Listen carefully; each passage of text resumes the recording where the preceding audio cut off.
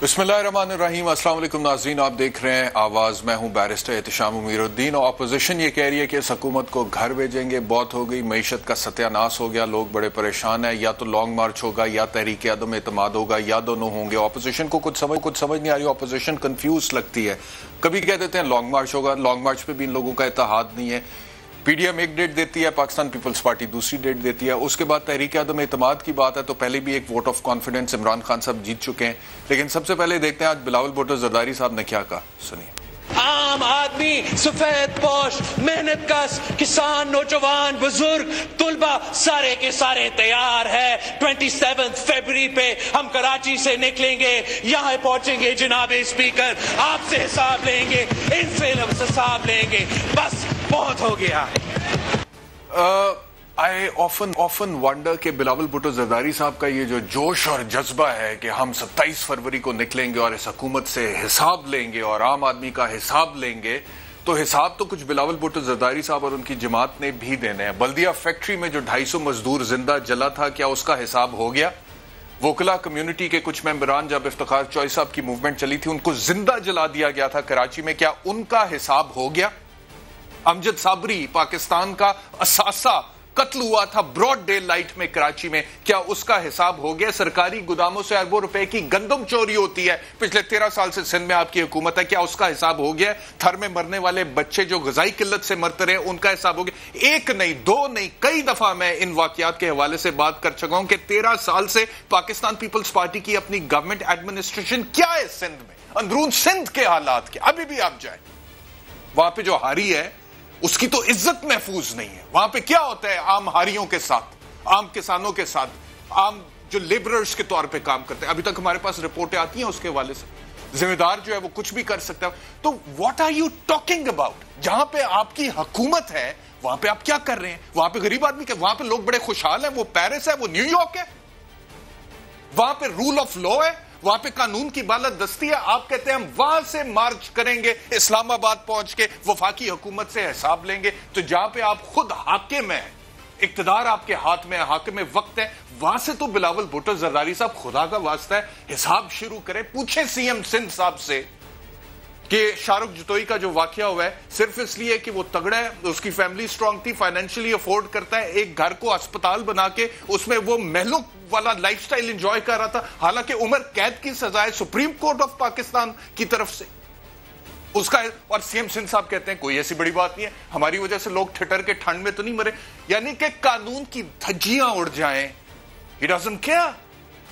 और आप कहते हैं कि हम वफाक से हिसाब लेंगे। आपके नाना जुल्फिकार अली भुट्टो साहब 70 की दहाई में प्राइम मिनिस्टर थे, उनके फादर भी प्राइम मिनिस्टर थे रियासत जूनागढ़ के, फिर जुल्फिकार अली भुट्टो साहब प्राइम मिनिस्टर बने, फिर आपकी वालदा प्राइम मिनिस्टर बनी, फिर आपके वालिद साहब सदर बने। अब आप प्राइम मिनिस्टर बनना चाहते हैं और आपकी पार्टी कहती है कि हम बना के रहेंगे, तो आप लोगों से कौन हिसाब लेगा? कब लेगा सर? ये मेहरबानी करें कि इसके ऊपर भी कभी रोशनी डालें। आगे पीडीएम की अगर मैं आपसे बात करूं, मौलाना फजलुर रहमान ये कह रहे हैं कि 25 जनवरी को फैसला करेंगे कि तहरीक अदम एतमाद करनी है नहीं करनी। तहरीक अदम एतमाद के हवाले से बात हुई है, आपकी क्या कहेंगे? जी बिल्कुल, हजरत से इसके ऊपर बात हुई है और यही तय पाया है कि पीडीएम का जो अगला सरबराह इजलास होगा उसमें ये बतौर एजेंडा आइटम होगी बात। और फिर यही मौलाना फजलुर रहमान लॉन्ग मार्च के हवाले से भी बात कर चुके हैं, ये भी सुन। बैनुल-अक़वामी इदारों को और उनका मफाद उनको अजीज है, उनके मुतालबात, उनके दबाव पर कानून साजी की जा रही है। तो ऐसी सूरत हाल में 23 मार्च का लॉन्ग मार्च और भी ज्यादा नागुज़ीर हो गया है। और इस महंगाई मार्च में पूरी कौम शरीक होगी, इस्लामाबाद की तरफ आएंगे। फिर जो मैं कह रहा था कि ऑपोजिशन की अपनी सफ़ों में इत्तेहाद नहीं है, पीडीएम का ऐसा नहीं, पाकिस्तान पीपल्स पार्टी और एएनपी। एक तरफ ख्वाजा आसिफ साहब ये कह रहे हैं कि पाकिस्तान पीपल्स पार्टी ने जैसे एहतजाज का ऐलान किया, लॉन्ग मार्च का ऐलान किया, हम उसमें शामिल हो सकते हैं। लेकिन जरदारी साहब क्या कह रहे हैं वो भी आपको सुनवाता हूं पहले। तो एक तरफ पीएमएलएन कह रही है कि हम उस एहतजाज का ऐसा बन सकते हैं, लेकिन आसिफ अली जरदारी साहब जो आजकल पाकिस्तान की पॉलिटिक्स के बहुत बड़े प्लेयर के तौर पे बयानात सामने देते हैं और कहते हैं कि हमारे पास मास्टर प्लान है इस मुल्क की तकदीर बदलने का। वही बात है कि सिंध की तकदीर तो बदली नहीं पिछले 13 साल से, और उससे पहले वफाक में जब आपकी हुकूमत थी पाकिस्तान की तकदीर भी नहीं बदली है। तो जरदारी साहब ये कह रहे हैं कि हम पीडीएम का हिस्सा नहीं बने। سر کیا پیپلز پارٹی دوبارہ پی ڈی ایم کا حصہ بننے جا رہی ہے؟ مجھے نہیں پتا بیٹا، میں نہیں سمجھتا ہوں کیسا. تو چاہے چیئرمین سینٹ کا الیکشن ہو، چاہے چیئرمین سینٹ کے حوالے سے تحریک عدم اعتماد سامنے آئی ہو، یا پھر قانون سازی ہو، فیٹف کی یا نیب کی، اپوزیشن ہمیں تقسیم کا شکار نظر آئی اور حکومت ہر بار جو ہے وہ نمبر گیم میں آگے نکل جاتی ہے. تو سوال یہ پیدا ہوتا ہے کہ اگر عمران خان کو گھر بھیجنا ہے تو کیسے بھیجنا ہے. مجھے جوائن کیا رانا ثناء اللہ صاحب نے، پاکستان لیگ نواز کے اہم رہنما. رانا صاحب بہت شکریہ مجھے جوائن کرنے کے لیے. یہ جو تقسیم ہے رانا صاحب اپوزیشن میں، پاکستان پیپلز پارٹی میں، پاکستان مسلم لیگ نواز میں، پی ڈی ایم میں بھی ساری اپوزیشن کی جماعتیں نہیں. آپ لوگ کہتے ہیں حکومت کو گھر بھیجنا ہے تو گھر بھیجنا ہے، تو کیسے بھیجنا ہے، کیسے بھیجیں گے؟ نہیں دیکھیں، اس حکومت نے تو اپنی کارکردگی کی بنیاد کے اوپر جو ہے وہ یا تو اگلے الیکشن میں ذلیل و رسوا ہو کے گھر جانا ہے، یا جس طرح سے انہوں نے اکانومی کا بیڑا غرق کیا ہے اور اس وقت ملک میں کوئی گورننس نہیں ہے، کوئی لا اینڈ آرڈر کی صورتحال نہیں ہے، مہنگائی ہے تو وہ اس نے لوگوں کا جینا ناممکن کر دیا ہے. تو اس کے پیش نظر جو ہے اس دباؤ کے تحت جب ان سے حکومت اب نہیں بن پڑ رہی، کیونکہ جو ان کا پرائم ٹائم تھا وہ تو گزر گیا ہے، اب تو معاملہ نیچے کو جانا ہے، اوپر کو جانے کا تو سوال ہی پیدا نہیں ہوتا. تو اس پریشر کے دباؤ میں جو ہے یہ حکومت جائے گی. جہاں تک عدم اعتماد کا تعلق ہے، عدم اعتماد عدم اعتماد جو ہے، عدم اعتماد کبھی ٹی وی پروگرامز میں اور پریس کانفرنس میں ڈسکس ہونے کے بعد نہیں ہوا کرتا. اس کے لیے جو تیاری یا جو اس کے لیے جو معاملہ ہے وہ بہرحال ایک لیول پہ اوپر جو ہے وہ اس کا کاؤنٹ ڈاؤن ہو رہا ہے. جس دن وہ فگر مکمل ہوا، نمبر مکمل ہوا، تو اس دن تو موشن موو ہوگی، تو پھر ہی پتہ چلے گا کہ موشن موو ہو گئی. یعنی کہ فگر ابھی مکمل نہیں ہے، آپ حکومتی اراکین کے ساتھ رابطے میں ہیں، لیکن جتنے ناراض اراکین آپ کو چاہیے حکومت کے جی وہ نمبر آپ کے پاس نہیں ہے ابھی عدم اعتماد کے لیے. بہرحال اس میں ناراض تو حکومت سے لوگ زیادہ ہیں، لیکن جن لوگوں نے پھر اپنا ووٹ دینا ہے عدم اعتماد میں، ان کے بھی تو آگے کوئی فیوچر کے مطالبے ہیں نا، کہ ان کو کسی حلقے میں ایڈجسٹ کیا جائے، ان کو ٹکٹ دیا جائے. وہاں پہ پارٹی نے پی ایم ایل اے نے دیکھنا ہے کہ کس کو ایڈجسٹ کیا جا سکتا ہے، کس کو نہیں کیا جا سکتا. تو یہ سارے یعنی چیزیں ہوتی ہیں. تو اس میں کوئی یہ نہیں کہا جا سکتا کہ نمبر کم ہے یا نمبر پورے ہیں. اس میں ٹھیک ہے، کیلکولیشن اپنی ہوتی ہے، اور اس کے مطابق جیسے ہی نمبر پورا ہوگا تو اس میں اس کے اوپر پوری اپوزیشن کا اتفاق ہے. اب دیکھیں نا، اگر عدم اعتماد ہو جائے یا پنجاب میں ہو جائے تو ہم اپنے اس مطالبے کے یا اس اچیومنٹ کے قریب ہو جائیں گے، اور ہمارا مطالبہ ایک ہی ہے، فری فیئر الیکشن. ہم گورنمنٹ گرا کے گورنمنٹ بنانا نہیں چاہتے. لیکن رانا صاحب تحریک عدم اعتماد تو چیئرمین سینٹ کے خلاف بھی کامیاب نہیں ہو سکی تھی تحریک عدم اعتماد اپوزیشن کی. تب بھی اپوزیشن یہی کہتی تھی کہ اپوزیشن کا اتحاد ہے. تو وزیر اعظم تو پھر بڑی دور کی بات ہے. اور کیلکولیشن کی جہاں تک آپ بات کریں، عدم اعتماد تو کیلکولیشن کی جہاں پہ ووٹ تقریباً برابر ہو، میجورٹی ان کے ساتھ ہے، تو عدم اعتماد کامیاب تو نہیں ہو سکتا. دیکھیں اس وقت حکومت جو ہے، حکومت اور اپوزیشن کے آلموسٹ ایکول ووٹ ہیں. یعنی جو پی ٹی آئی ہے اس کے بھی 156 ووٹ ہیں اپنا قومی اسمبلی میں، اور P M L N plus Peoples Party plus M M A plus 1 vote from A N P and plus 4 vote from جو ہے اختر مینگل. لیکن آپ لوگ تو پی ڈی ایم میں بھی اکٹھے نہیں ہو پا رہے. پیپلز پارٹی باہر ہے. زرداری صاحب نے آج بھی کہا ہے کہ پی ڈی ایم کا حصہ نہیں بنیں گے.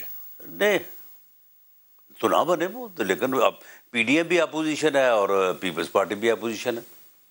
پیپلز پارٹی جو ہے وہ قومی اسمبلی میں اپوزیشن، متحدہ اپوزیشن میں شامل ہے. وہاں پہ جے یو آئی بھی ہے، وہاں پہ پی ایم ایل این بھی ہے، اور پی ایم ایل این کا جو لیڈر ہے وہی پیپلز پارٹی کا لیڈر آف دی اپوزیشن ہے. تو ووٹ تو برابر ہیں.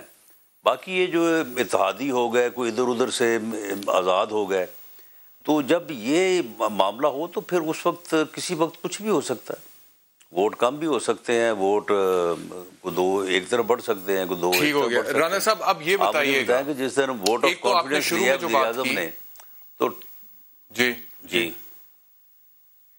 ہاں بات میں یہ کر رہا تھا کہ آپ کے علم میں ہے نا کہ کتنے ووٹ تھے؟ جی میرے علم میں ہے, اور وہ یوسف رضا گیلانی صاحب والا الیکشن بھی ہم نے فالو کیا تھا, اور پرائم منسٹر صاحب کا جو عدم اعتماد تھا, ووٹ آف کانفیڈنس انہوں نے لیا تھا, وہ بھی فالو کیا تھا. لیکن سوال میرا یہ ہے یوسف رضا گیلانی کے ووٹ, چیئرمین کے ووٹ جو یوسف رضا گیلانی کو اس کے زیادہ تھے, اس کے 49 ووٹ تھے, اور سنجرانی صاحب کے 48 تھے, لیکن ان کے 7 ووٹ جو تھے وہ غلط طور پہ reject. But the fact remains Rana صاحب کہ ان تمام باتوں کے باوجود still Imran Khan is the prime minister of Pakistan, اور اتحادی فی الحال ان کے ساتھ کھڑے ہیں. آپ لوگ اپوزیشن میں, پی ڈی ایم میں بھی آپ لوگوں کا جو ہے وہ اتحاد ہو نہیں پا رہا, تقسیم ہو رہی ہے. اب آپ نے شروع میں یہ کہا تھا کہ اکانومی کا جو بیڑا گرک پاکستان تحریک انصاف کی حکومت نے کیا, اس کی بنیاد پہ اگلے الیکشن میں ان کو شکست ہوگی. میرا سوال تو سن لیں. تو اگر آپ اگلے الیکشن کی بات کرتے ہیں تو کیا آپ یہ تسلیم کر چکے ہیں مینٹلی, جس طرح سے آپ کہہ رہے ہیں کہ ابھی نمبر گیم پوری بھی نہیں ہے, کہ عمران خان یہ ٹینیور پورا کریں گے, یا پھر عمران خان کو پورا کرنا چاہیے کیونکہ جمہوریت کے دائی تو آپ لوگ بھی ہیں نا, آپ بھی کہتے ہیں کہ جمہوریت کا پہیہ چلنا چاہیے آگے؟ نہیں, ہمارے جمہوریت کے دائی ہونے کا جو ہے وہ اس سے بڑا ثبوت کیا ہو سکتا ہے کہ ہم عمران خان کو آئینی اور قانونی انداز میں گھر بھیجنا چاہتے ہیں, حالانکہ وہ ناجائز طریقے سے اس ملک کے اوپر مسلط ہوا ہے. وہ الیکٹڈ نہیں, سلیکٹڈ پرائم منسٹر ہے. اس نے ایک الیکشن رگ کروایا ایک سازش کے نتیجے میں جو پی ایم ایل این اور میاں نواز شریف کے خلاف کی گئی, جس میں اسٹیبلشمنٹ اور بابا رحم تھے اور یہ سارے کردار موجود تھے. اتنی یعنی زیادتی کے باوجود بھی ہم نے اس کو ڈیجورو تو نہیں لیکن ڈیفیکٹو جو ہے وہ تسلیم کر کے, اور ہم آج بھی چاہتے ہیں کہ جمہوری روایات اور جو ملک میں جمہوریت ہے اس کو ڈی ریل نہیں ہونا چاہیے. ہم نے کبھی بھی کسی غیر آئینی اقدام کا جو ہے وہ مطالبہ نہیں کیا, لیکن جہاں تک اس بات کا تعلق ہے کہ وہ کسی آئینی طریقے سے جو ہے وہ اگر گرتے ہیں, یا وہ خود جب دیکھتے ہیں کہ میں جو ہے وہ گورن نہیں کر سک رہا اور ملک کو نہیں چلا پا رہا, اور میری غلط حرکتوں کی وجہ سے, میری غلط پالیسیوں کی وجہ سے, میری صرف اور صرف انتقام لینے کی پالیسی کی وجہ سے, میرے اپوزیشن کے خلاف جھوٹے مقدمے بنانے کی وجہ سے جو ہے وہ حالات اب اس نہج پہ آ گئے ہیں کہ آگے نہیں چل سکتے, وہ ریزائن کر دے یا اس کے خلاف عدم اعتماد ہو جائے. اور اگر یہ دونوں چیزیں نہیں ہوتی تو پھر ہم کسی غیر آئینی اقدام کے لیے جو ہے وہ آگے قدم نہیں بڑھا رہے. اوکے, لیٹ سپوز کہ اگلے الیکشن میں آپ لوگوں کو الیکشن میں حکومت مل جاتی ہے, let suppose for a while. ابھی جو آپ لوگ کہتے ہیں کہ معیشت کا بیڑا غرق ہو گیا, اکانومی کا بھٹا بیٹھ گیا ہے, آپ لوگوں کے پاس کوئی پلان ہے پاکستان کو اس مشکل حالات میں نہیں؟ تو ہم کہتے ہیں تو اس میں کوئی غلط فہمی ہے کسی کو؟ جو کرنے جا رہے ہیں یہ میری پرائم منسٹر صاحب تو یہ کہتے ہیں نا کہ ہم نے بڑے کام کیے ہیں, کووڈ کو کنٹرول کیا ہے. پرائم منسٹر صاحب کا کل کا سٹیٹمنٹ یہ ہے کووڈ کو اس نے کیا کنٹرول کیا, اس نے کووڈ میں کیا کیا ہے؟ یعنی کووڈ میں تو انہوں نے کیا ہی کچھ نہیں ہے. کووڈ میں انہوں نے کیا کنٹرول کیا ہے؟ باسوائے اس کے نے کچھ نہیں کیا. ویسے پاکستان کی مثال دنیا میں دی گئی ہے کووڈ کے حوالے سے, یہ بات تو ایک فیکٹ ہے. فارغ ہے. نہیں نہ بالکل کہیں مثال نہیں دی گئی. یہ ادھر ہی پراپیگنڈا کر رہے ہیں, گھر بیٹھے جو ہے وہ ایک دوسرے کی تعریفیں کر رہے ہیں. جو کچھ ہوا وہ آپ نے نہیں دیکھا, تو بھارت کے مقابلے میں پاکستان کو دیکھنے یا دیگر ممالک کے حوالے سے دیکھنے تو کووڈ کی سچویشن پاکستان میں بہت بہتر رہی ہے. یہ جو کورونا سن لیں نا, کورونا وائرس جو ہے اس کے ہر ریجن میں, ہر علاقے میں اس کا افیکٹ جو ہے وہ مختلف ہوا ہے. پاکستان میں اللہ کے فضل سے اس کا افیکٹ ہی جو ہے وہ اس طرح سے ہوا نہیں ہے. ورنہ انہوں نے, آپ مجھے بتائیں انہوں نے کیا ہے, بتائیں نا, کوئی سٹیپ بتائیں مجھے کہ جو انہوں نے کیا ہو.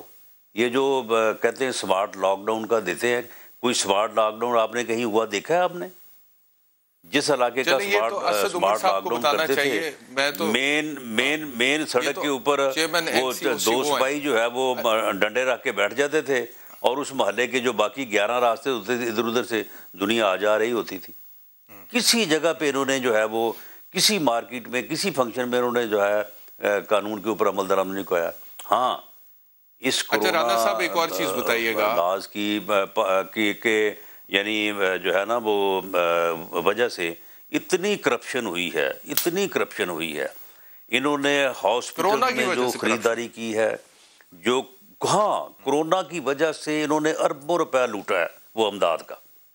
یعنی آپ یقین کریں کہ ان کے ورکرز نے، یہ جو ان کے وزراء ہیں، ایم این ایز ہیں، ایم پی ایز ہیں، ان کے بہن بھائیوں نے، رشتہ داروں نے، انہوں نے تو لوٹا یعنی پورے ملک کو. یعنی انہوں نے تو نہ 500 چھوڑا، نہ 5 کروڑ چھوڑا، نہ 5 لاکھ چھوڑا. یہ ایسی ایک الزام ہے، یہ آپ کے پاس کوئی ثبوت موجود ہے رانا ثناء اللہ صاحب؟ نہیں بالکل، یہ اس کے باقاعدہ ثبوت ہیں. آپ یہ دیکھیں جیسے وقت بدلتا ہے نا، انہوں نے پوری فیملی، ان کا پورا خاندان اندر ہونا ہے چھوٹی چھوٹی کرپشن میں. یہ جو لنگر خانے نہیں کھولے انہوں نے، یہ تو وہاں سے نہیں جو ہے وہ بتا لینے سے باز آئے یہ لوگ. اس حد تک انہوں نے کرپشن جو ہے گراس روٹ لیول پہ کرپشن، یہ انہی کے پنجاب لیول کی بات کریں، انہی کے جو جی پورے پنجاب میں جو چیف منسٹر اس کے بعد جو ہے وہ ٹوٹ بیٹھے ہیں. آپ جائیں، جا کے ڈی سی او ڈپٹی کمشنر لگوانا ہے، آپ نے ڈی پی او لگوانا ہے، آپ نے سیکٹری لگوانا ہے، آپ نے کوئی کسی جگہ پہ ڈائریکٹر لگوانا ہے، سب وہاں پہ پیسے دیں، لگوائیں جس کو جو لگوانا ہے. آپ نے یہ تو حال کر دیا. آپ یہ کہہ رہے ہیں کہ پوسٹنگز کے لیے ایسے بیڑا غرق ہوا ہے. جی بالکل ریٹ نہیں لگتا، وہاں پہ بیٹھے ہیں. پہلے بھی ایسے ہوتا تھا آپ کے زمانے میں؟ آپ کے زمانے میں سوال ہی پیدا نہیں ہوتا. کوئی تصور نہیں کر سکتا، کوئی سوچ نہیں سکتا تھا کہ ہمارے زمانے میں جو ہے وہ پوسٹنگ ٹرانسفر کے، یا جو رفائی کام ہو رہا ہے، یا جو لوگوں کی ویلفیئر کی جو پالیسیز ہیں، ان میں سے جو ہے وہ کوئی جرت بھی کرے کہ کوئی جو ہے وہ اس قسم کی. اچھا اب رانا ثناء اللہ صاحب آخری سوال ہے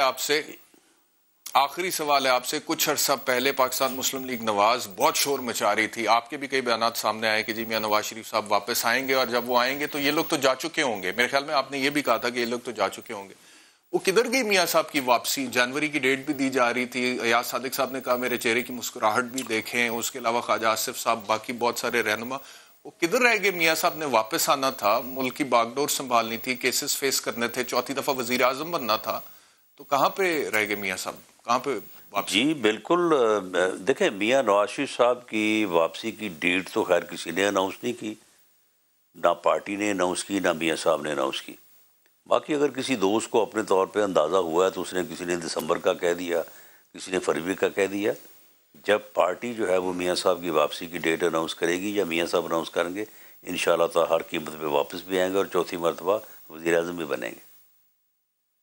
تو کب آئیں گے واپس اور ان کا علاج کہاں تک پہنچا؟ دیکھیں علاج تو خیر ان کا ابھی مکمل نہیں ہوا، اور وہ ان کا جو بڑا کمپلیکیٹ آپریشن ہے وہ ابھی باقی ہے. ادروائز ان کی جنرل ہیلتھ جو ہے وہ بالکل ٹھیک ہے. یہ ان کا جو ہارٹ کا آپریشن ہے، ہارٹ کا آپریشن ہے ان کا، اور یہاں سے جو ہے وہ پہلے ایک بائی پاس ہو تو چکا میاں صاحب. ہاں یہاں سے ریکمینڈ ہوا. بائی پاس ان کے میرا خیال 2 ہو چکے ہیں، اور ان کی اسٹینٹنگ بھی ہو چکی ہے. ہارٹ کا ان کو ایک پرابلم ہے، اور اس کا جو انہوں نے اب آپریشن یہاں پہ یہی ڈاکٹروں نے باقاعدہ جو ہے وہ یہاں پہ گورنمنٹ ہاسپٹل سے جو سینئر ترین ڈاکٹرز ہیں ان کے بورڈ بیٹھے تھے، حکومت تو آپ کہتی ہے انہوں نے ریکمینڈ کیا. پھر حکومت پتہ ہی نہیں لگا وہ معاملہ یہ ہے کہ جہاز پہ چڑھے تو نہیں، دراصل بات یہ ہے کہ ہر فراڈیے اور 2 نمبر آدمی کو ہر دوسرا آدمی جو ہے نا وہ فراڈیے نظر آتا ہے. آپ مجھے یہ بتائیں، یہ پوری کیبنٹ نے جو میاں صاحب کو باہر جانے کی اجازت دی تھی تو یہ پھر فراڈ ان کے ساتھ کس نے کیا؟ وزیر اعظم نے. اس نے کہا تھا کہ میں نے ساری انکوائری کروا لی ہے. بہت شکریہ رانا ثناء اللہ صاحب ہمیں جوائن کرنے کے لیے. ایک بریک کا وقت ہے، بریک سے واپس آئیں گے تو اگلی سٹوری پر بات کریں گے. آفٹر بریک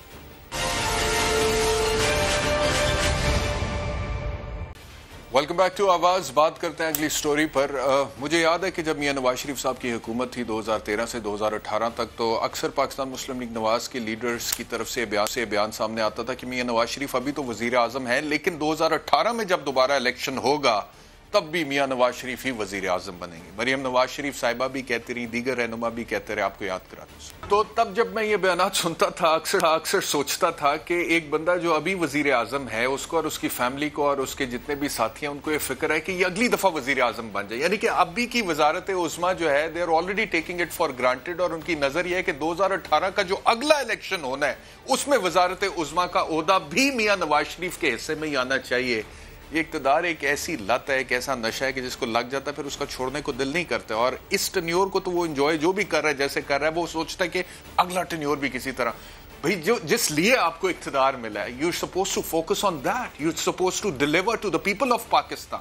آپ پرفارمنس دیں اور اس پرفارمنس کی بنیاد پہ اگر آپ مطمئن ہیں اور لوگ مطمئن ہیں تو وزیر اعظم آپ خود ہی بن جائیں گے. لیکن آپ اعلان کرتے ہیں کہ جی اگلی دفعہ بھی ہم ہی وزیر اعظم بن. سیم اسی طرح کا بیان اسد عمر صاحب نے فلور آف دا ہاؤس پہ دیا. اب کیا اگر کارکردگی پر فیصلے ہونے, اگر اہلیت پر فیصلے ہونے, اگر ایمانداری کے اوپر فیصلے ہونے, اگر نیت کے اوپر فیصلے ہونے ہیں, تو پھر ہمیں پتا ہے کہ 2023 میں بھی پاکستان کے عوام ایک ہی فیصلہ کرنے جا رہے ہیں, اور وہ ہے وزیر اعظم عمران خان. اچھا, اب یہ ان کا کانفیڈنس ہو سکتا ہے اسد عمر صاحب کا, وہ لگتے ہیں کہ انہیں لگتا ہے کہ کارکردگی بڑی زبردست ہے اور اہلیت ہم نے دکھائی ہے اور پاکستان کے عوام ہم سے بالکل جو ہے وہ مطمئن ہے. اب یہی بات جو ہے نا کہ میں پہلے بھی ایک دفعہ ایک پروگرام میں کی تھی کہ کیا عمران خان صاحب تک زمینی حقائق صحیح طرح سے پہنچ رہے ہیں, مثال کے طور پہ جو آپ تک پہنچ رہے ہیں یا میرے تک پہنچ رہے ہیں, میرے کیمرامین, میرے پروڈیوسرز, میری ٹیم تک پہنچ رہے ہیں, ہم ڈائریکٹلی باہر جاتے ہیں, دیکھتے ہیں عوام کو. عمران خان صاحب پرائم منسٹر بننے کے بعد تو بہت زیادہ حصار میں ہیں, اور ایک حصار نہیں کئی حصار ہیں. ایک حصار ہے, پھر ایک اور حصار ہے, پھر ایک اور حصار ہے, کوئی سیکیورٹی کا حصار ہے, کوئی قریبی لوگوں کا حصار ہے, کوئی پرنسپل سیکرٹری بیوروکریٹس کا حصار ہے, کوئی ترجمانوں کا, ان کے نمائندوں کا حصار ہے, اسپیشل اسسٹنٹس کا ہے, منسٹرز کا ہے, کیبنٹ جتنی بھی ان کی ہے, بہت سارے حصار ہیں. اب کیا ان تمام جتنے بھی حصار ہیں ان میں سے کیا exact information does it actually reach the prime minister of Pakistan Imran Khan, اور ان کو پتہ لگتا ہے کہ عوام کی پلس کیا ہے؟ یہ ایک سوال ہے. اگر میں پاکستان تحریک انصاف کے اپنے اندر کی بات کروں تو ابھی تھوڑی دیر پہلے جو سیکرٹری انفارمیشن تھے پاکستان تحریک انصاف کے احمد جواد, وہ کیا کہہ رہے ہیں, مطلب کہ یہ میں نہیں کہہ رہا, یہ وہ کہہ رہے ہیں جو پاکستان تحریک انصاف کا اہم حصہ تھا.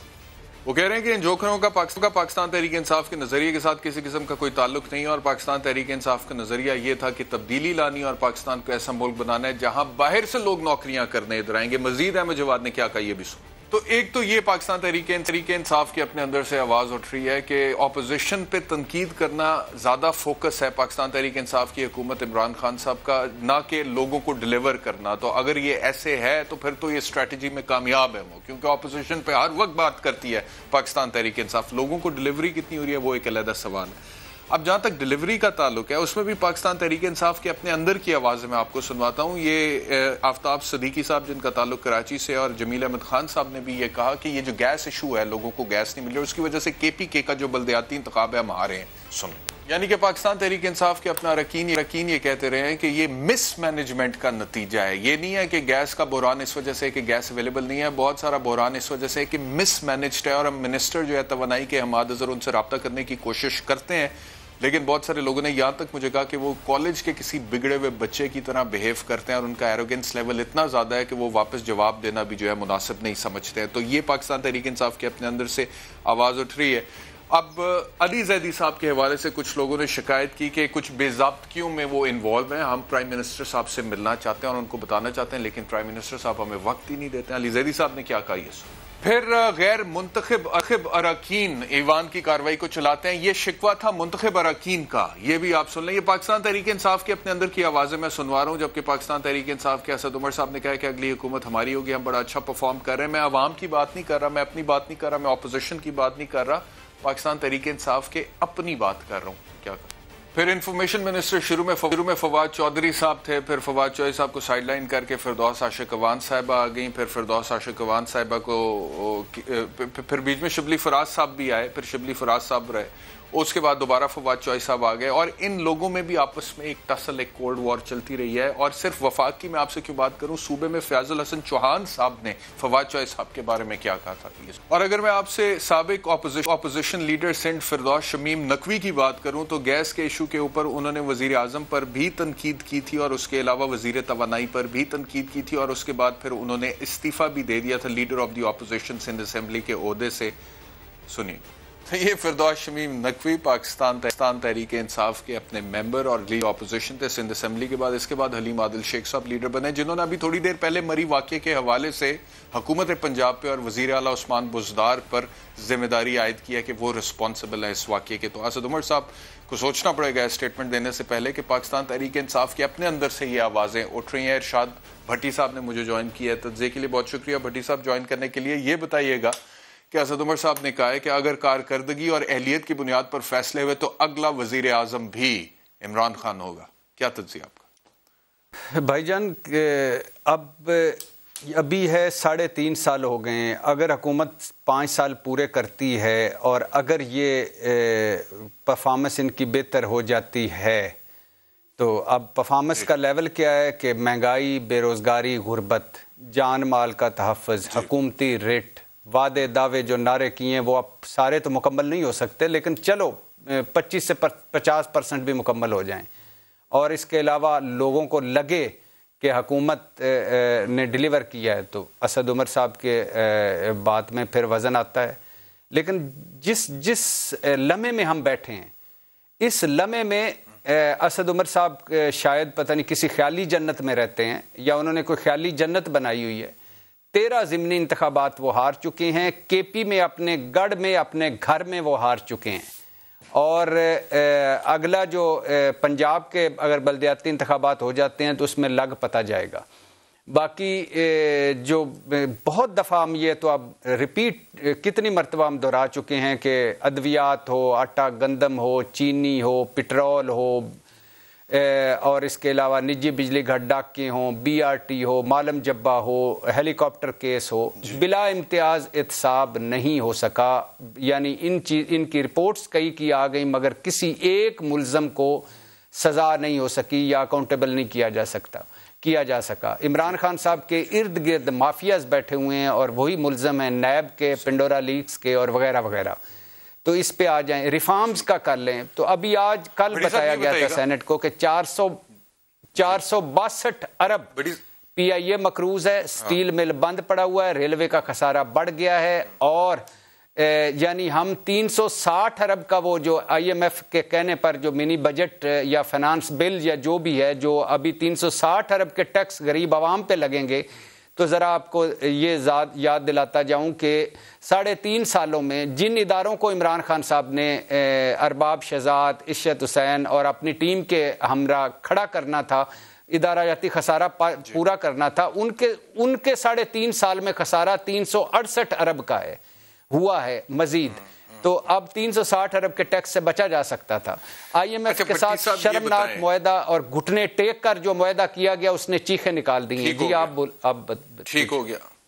اب بڑی صاحب مجھے یہ بتائیں کہ عمران خان صاحب کی جو بھی پرفارمنس ہے جس کا خاکہ آپ ابھی کھینچ رہے ہیں، لیکن عمران خان صاحب سے ان کے ووٹر کو، سپورٹر کو، کارکنان کو اور پاکستان کی ایک بہت بڑی تعداد میں عوام کو بڑی امید تھی کہ عمران خان صاحب پرفارم کریں گے، اسٹیٹس کو بدلیں گے، حالات معاملات بدل جائیں گے، گرین پاسپورٹ کی عزت ہوگی. خان صاحب کی تقریریں آپ کو بھی یاد ہیں.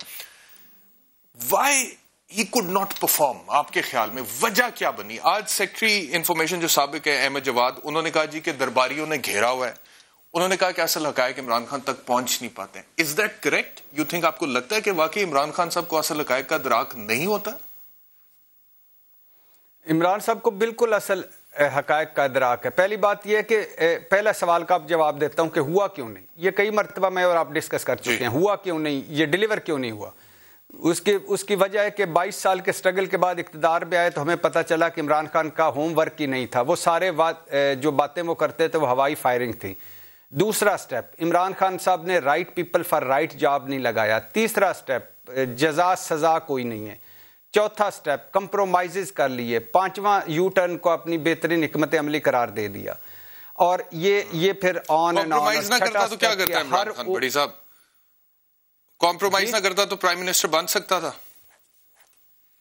کمپرومائز نہ کرتے, چلو پرائم منسٹر کمپرومائز کر کے پرائم منسٹر بن گئے تھے, اس کے بعد کمپرومائز نہ کرتے. فار ایگزامپل اگر میرا خیال ہے, میں آئیڈیلی بات کرنی چاہیے, ہمیں تو آئیڈیلزم کیا کرنا چاہیے. بگڑ جاتے ہیں, تحریک عدم اعتماد کامیاب ہو جاتی, اگر اس کے بعد کمپرومائز نہ کرتے عمران خان صاحب ہو جاتے, حکومت چلی جاتی. تو دیکھیے عمران خان صاحب نے پرائم منسٹر کے کینڈیڈیٹوں میں یا وہ اس دیوار پہ اپنی تصویر تو لگوا لی, وزیر اعظم یا سابق وزیر اعظم اب ان کے نام کے ساتھ ہمیشہ لگے گا, مگر کیا وہ عمران خان صاحب سوچیں کہ کیا آج وہی عمران خان ہے جو 22 سال جو عمران خان صاحب تھے, اگر وہ کمپرومائزز نہ کرتے تو پرائم منسٹر وہ پھر بھی انہوں نے بن جانا تھا, لیکن ہو سکتا ہے کچھ عرصے بعد بن جاتے. اگر انہوں نے پرائم منسٹر بننا تھا اور ان کو یقین تھا تو ہوم ورک کر لیتے, right people for right job لگا لیتے, ہر شاخ پہ بزدار نہ بٹھاتے. تو یہ پرابلمز ہیں اور یہ تھے. دوسری بات ہے کہ عمران خان صاحب کو کیا ادراک نہیں ہے نہیں, اس کا جواب لے لیجیے گا. عمران خان صاحب کو ادراک ہے نہیں, میں ایک سیکنڈ سے یہ سوال میں نے اس لیے پوچھا تھا. جی بتائیں. تو وہ یہ ہے کہ میں باقی ساری باتیں چھوڑ دیں, عمران خان صاحب کا باقی ساری باتیں چھوڑ دیں. پچھلے دنوں کچھ عرصہ پہلے عمران خان صاحب کو کسی نے سینئر بیوروکریٹ نے آ کے بتایا پنجاب کی کرپشن کہانیاں اور عثمان بزدار صاحب کی ساری سٹوریاں, تو عمران خان صاحب ایک لفظ نہیں بولے. تو کیا عمران خان صاحب کو ادراک نہیں ہے؟ کیا عمران صاحب کو ادراک نہیں ہے کہ مہنگائی ہے؟ کیا عمران صاحب کو ادراک نہیں ہے کہ بے روزگاری ہے؟ کیا عمران خان صاحب کو ادراک نہیں ہے کہ ان کے وعدے دعوے پورے نہیں ہے؟ عمران خان صاحب ایٹ اے ٹائم ان کی خوبصورتی ہے کہ کبھی وہ کہتے ہیں یہ اتنی چھوٹی بات نہیں ہے. دیکھیں, آپ نے کہا کہ ایک سینئر بیوروکریٹ نے جا کے عمران خان صاحب کو عثمان بزدار صاحب کی کارروائیوں کرپشن وغیرہ کے حوالے سے کچھ بتایا, لیکن عمران خان صاحب عثمان بزدار صاحب نہیں, پنجاب اور عثمان بزدار صاحب کی پرفارمنس اور پنجاب اور سارا مبینہ طور پر سب کچھ بتایا, لیکن انہوں نے نظر انداز کر دیا. اچھا, اب جو وہ ہم بات کر رہے تھے کہ عمران خان کو کمپرومائز کرنا پڑا ہے اپنی حکومت کو قائم رکھنے کے لیے, تو وہ اتحادیوں کی حد تک تو چلو کسی حد تک بات سمجھ آتی ہے. پرویز الہی صاحب کے پاس اپنی کچھ سیٹیں ہیں جس کی وجہ سے پنجاب میں حکومت ہے, وفاق میں ضرورت ہے, MQM کی ضرورت ہے, دیگر اتحادیوں کی ضرورت ہے, GDA کی. لیکن بزدار صاحب کی حد تک تو کوئی مجبوری نہیں ہے نا عمران خان کی. تو اگر بزدار صاحب کی کوئی انکمپیٹنس ان کے علم میں آتی ہے یا پھر کوئی کرپشن ان کے علم میں آتی ہے, تو بزدار صاحب کی حد تک تو کوئی مجبوری نہیں ہے. تو وہ اس کو کیوں نظر انداز کریں گے, اس پہ کیوں سمجھوتا کریں گے, اس پہ کیوں کمپرومائز کریں گے؟ بھائی جان, کبھی آپ نے سوچا ہے کہ ایک ٹیم جیت رہی ہو اور ٹیم جیت رہی ہو تو اس کا کوئی کپتان بدل دے؟ کبھی کہیں آپ نے ایسا دیکھا ہے؟ جب آپ KP میں آپ کا پہلی حکومت تھی پرویز خٹک صاحب کی, تو دوسری حکومت انہوں نے ڈبل اکثریت دلا دی. کیوں بدلا؟ اس لیے بدلا کہ ان کو مضبوط امیدوار, مضبوط بندہ کرسی پہ نہیں چاہیے تھا. سائیں عثمان بزدار صاحب کو کیوں رکھا؟ چلو رکھ لیا, اس کے بعد کیوں چلا رہے ہیں؟ کیونکہ وہ مرکز سے چلانا چاہتے ہیں. کمزور لوگ, بونے لوگ, اس وجہ سے مرکز سے چلائیں گے. تو اگر مثال کے طور پہ اگر کوئی کمزور کینڈیڈیٹ آ جاتا پنجاب میں وزیر اعلیٰ کے طور پہ, تو آپ یہ کہنا چاہ رہے ہیں کہ عمران خان صاحب کو کوئی انسیکیورٹی تھی کہ وہ کل کو حاوی نہ ہو جائیں یا ان کی بات نہیں مانیں گے؟ ڈیفینیٹلی. اس کی وجہ کیا ہے؟ 18ویں ترمیم کے بعد عمران خان صاحب as a prime minister 24 kilometre کے پرائم منسٹر ہیں, لیکن شاید عمران خان صاحب کو یہ اس مرتبہ غلطی کر گئے. عمران خان ہے. عمران خان مضبوط آدمی لگاتا تو عمران خان کی کامیابی تھی. عمران خان مضبوط آدمی لگاتا, بڑے آدمی لگاتا تو عمران خان نے چھپ نہیں جانا تھا, گم نہیں ہو جانا تھا. عمران خان ہی رہنا تھا. اور لیکن چونکہ ہمارے ہاں کوئی رواج نہیں ہے, مثال کے طور پہ کون مضبوط آدمی ہوتا پنجاب میں؟ اگر ہم پنجاب کی بات کریں تو آپ کے خیال میں کہ کون مضبوط آدمی ہو سکتا تھا پنجاب میں اگر بزدار صاحب کو؟ میں کہتا ہوں کہ کوئی بندہ بھی نیا ینگ بلڈ آگے لے آتے تو عثمان بزدار سے بہتر ہوتے. اگر فار ایگزامپل آپ کہتے تھے کل کے ڈاکو ہیں, یہ فلاں ہیں کافلی, اگر آپ پرویز الہی کو بنا دیتے فرسٹ ٹائمر, اگر آپ پرویز الہی کو بنا دیتے, کہہ ہی سکتے ہیں آپ انہیں, اگر آپ بڑی صاحب پرویز الہی کو بنا دیتے. پرویز الہی صاحب بڑا احترام ہے ان کے لیے. پرویز الہی صاحب سینئر بزرگ سیاستدان ہیں, لیکن جنرل ضیاء الحق کے زمانے سے لے کے ہوتے ہیں آگے 90s کی دہائی میں میاں نواز شریف کے ساتھ, پھر پرویز مشرف کے ساتھ, پھر جس پیپلز پارٹی کی ساری زندگی مخالفت کی, اس کے ڈپٹی پرائم منسٹر بنے, اس کے بعد اب عمران خان کے ساتھ کون سی ایسی حکومت ہے جس میں پرویز الہی صاحب نہیں رہے ہیں. پھر ہم بات کرتے ہیں کہ 1 سال کا گند نہیں ہے, 74 سال کا گند ہے, سٹیٹس کو بدلو, پرانے پولیٹیشنز نے یہاں کا ستیہ ناش کر دے. پھر ہم بات کرتے ہیں پرویز الہی کو چیف منسٹر لے آؤ. یہ تو بڑا تضاد ہے بھٹی صاحب. Not at all, not at all. آپ نے مجھ سے پوچھا پنجاب, میں نے کہا کہ پی ٹی آئی کا کوئی نیا چہرہ, آپ نے کہا کہ نہیں نا تجربہ کار, مان لیا. اگر آپ یہ بات کرتے ہیں کہ یہ جو سٹیٹس کو بدلنا ہے, تو آپ نے پرویز الہی سے اتحاد کیوں کیا؟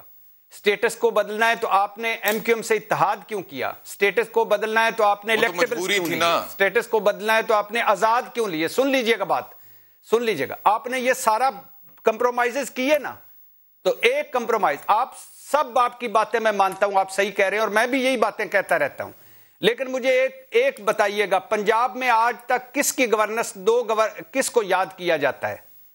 صرف یہ بتا دیجئے گا, آج تک جتنی بھی سی ایم رہ چکے ہیں, کس کو یاد کیا جاتا ہے کہ اس نے پنجاب میں ڈیلیور کیا؟ اگر آپ نے کمپرومائز کر لیا ہے, اگر آپ نے سپیکر بنا دیا ہے, تو گو اہیڈ.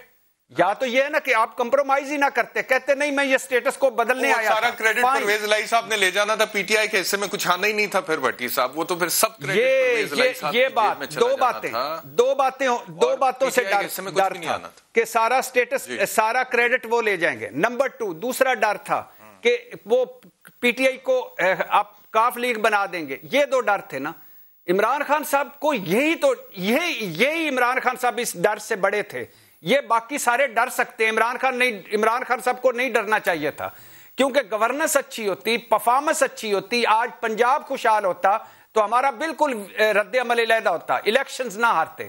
بہت شکریہ بھٹی صاحب ہمیں جوائن کرنے کے لیے. اگلی سٹوری کی طرف بڑھتے ہیں جس کا تعلق برآمدات سے ہے. پرائم منسٹر آف پاکستان نے یہ کہا ہے ریسنٹلی کہ اگر ایکسپورٹس میں اضافہ نہ کیا گیا تو پھر پاکستان کو دوبارہ آئی ایم ایف کے پاس جانا پڑے گا. اور یہ کہنا پرائم منسٹر صاحب کا پاکستانیوں کے لیے میرے خیال میں ایک پریشانی کا عالم ہوگا, کیونکہ آئی ایم ایف تو پھر بڑی سخت شرائط عائد کرتا ہے اور مہنگائی بڑھتی ہے. کیا کہا پرائم منسٹر نے؟ سن تو اب کامن سینس ہے کہ ہم اگر ایکسپورٹس نہیں بڑھائیں گے تو ہم سارا وقت پھر جا کے پھنس جائیں گے آئی ایم ایف کے ساتھ. جیسے اکانومی بڑھنی شروع ہوگی, جس طرح ہوا پریشر پڑنا شروع ہو جائے گا کرنٹ اکاؤنٹ کے اوپر, اور وہ اس کی وجہ سے روپے پہ پریشر پڑ جائے گا اور ہماری اکانومی پھر جانا پڑے گا آئی ایم ایف کے پاس. تو ہم اس سے نکلنے کے لیے ایک پورا اپنی ایکسپورٹ انڈسٹری اور ساری کوشش اب کر رہے ہیں کہ ہمارا یہ آگے سے یہ باٹل نیک نہ آئے کرنٹ اکاؤنٹ کا.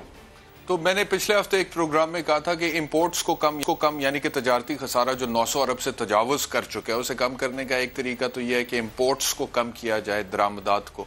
اور وہ کیسے ہو سکتا ہے کہ آئل اینڈ گیس جو بہت بڑی 50% آف آئل اینڈ گیس ہم باہر سے امپورٹ کرتے ہیں, وہ ہمارے لوکل جو ذخائر ہیں ان کو ایکسپلور کیا جائے. اور اس کے اوپر پوری ایک سٹوری کی تھی کہ زیر زمین پاکستان میں کتنی ابنڈنس آف ریسورسز ہے آئل اینڈ گیس کے حوالے سے, اور ہم ایکسپلور نہیں کر رہے ہیں.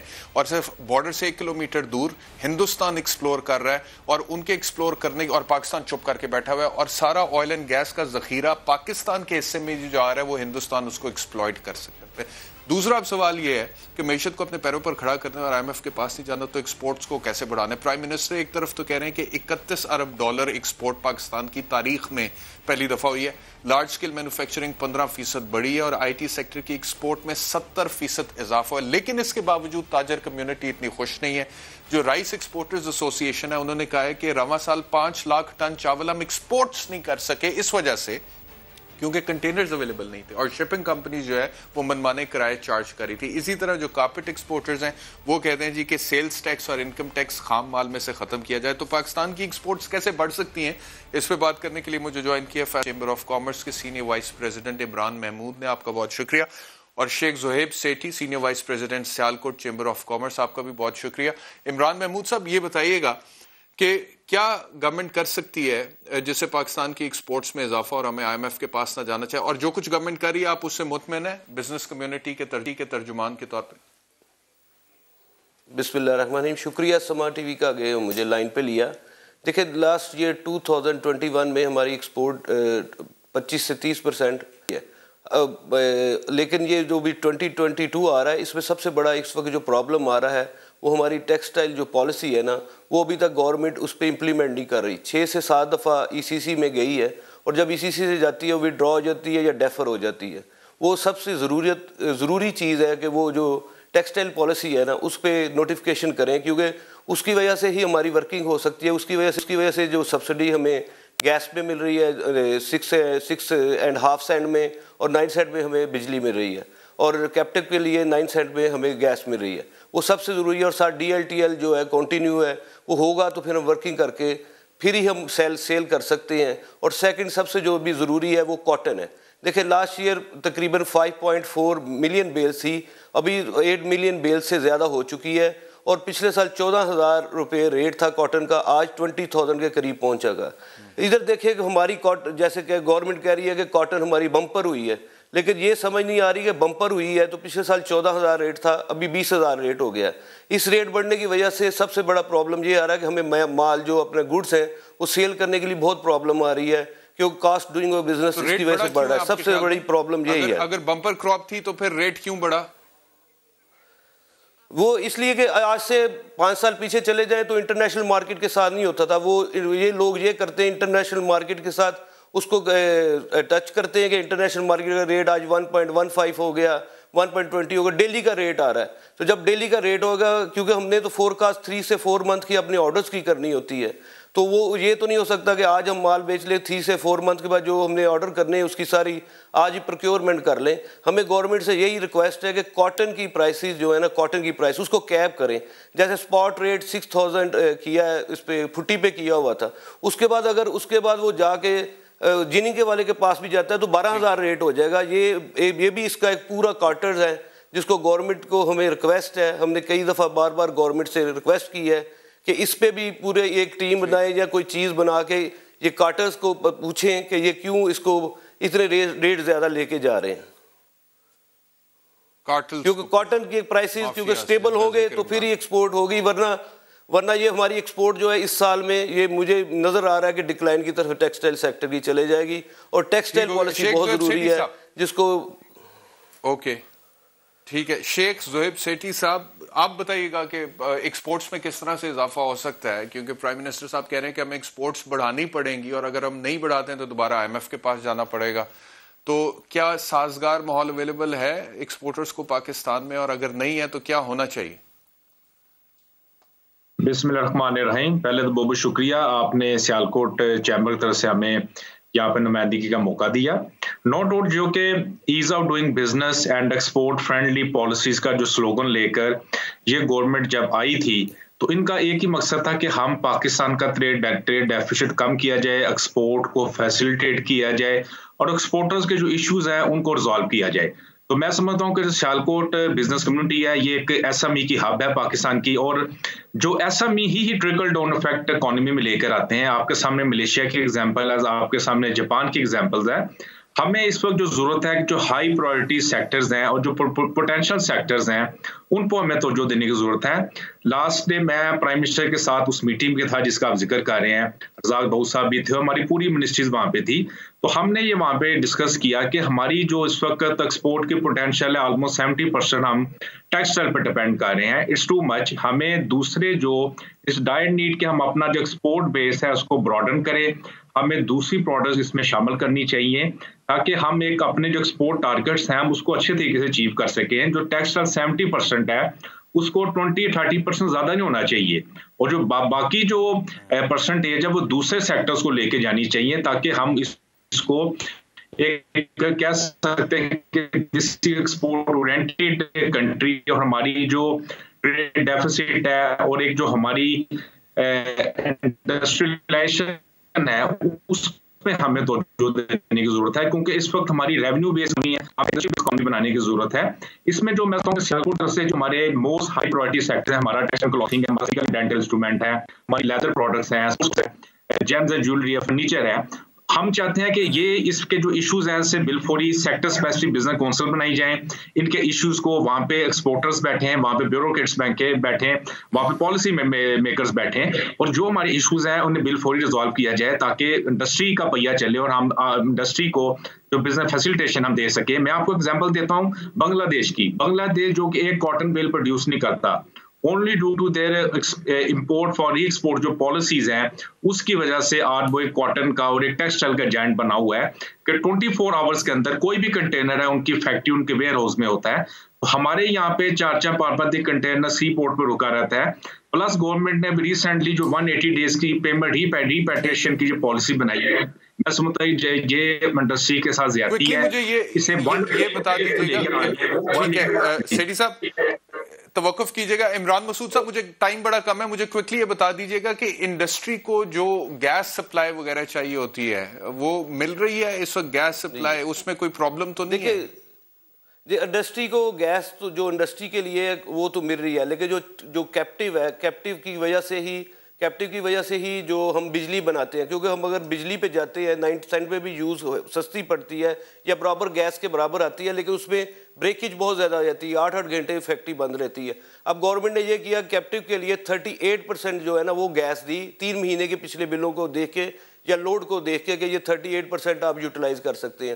اس کی وجہ سے فیصل آباد کی انڈسٹری 2 سے 3 دن جو ہے نا ویکلی بند رہ رہی ہے, اور اس کی وجہ سے دیکھیں لاسٹ منتھ بھی آپ کی ایکسپورٹ اس وجہ سے ڈکلائن کی. بہت بہت شکریہ شیخ زویب سیٹھی صاحب, عمران محمود صاحب, آپ دونوں کا بہت بہت شکریہ. یہ 2-3 دن انڈسٹری کا بند رہنا is not a small thing, اور بڑا نقصان ہوتا ہے, اور اکانومی کو لک آفٹر کرنا پڑے گا, اور پاکستان تحریک انصاف کو اس کے اوپر کوئی نہ کوئی اسٹریٹجی اڈاپٹ کرنی پڑے گی. کل آپ سے نئی ٹاپ سٹوریز کے ساتھ دوبارہ ملاقات ہوگی. اپنا خیال رکھیے. اللہ حافظ.